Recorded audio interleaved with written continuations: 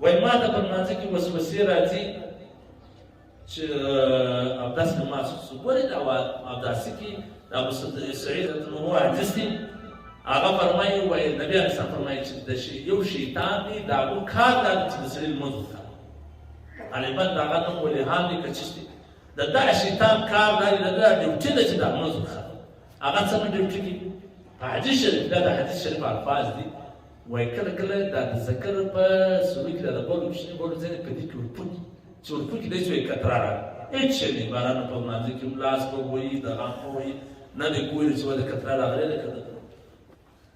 دویم د شا لخوا د غټو بولو د ځای څه ویښته جناکش ویښته چې جناکش دی چې وایي باد حالانکې پیغمبر علیه السلام فرمایي چې د سودې ترې لیدلې نه وي، اواز یې اورېدلی نه وي، بوی دې نه یې محسوسه کړې، لمونځ ونه پرېږدي.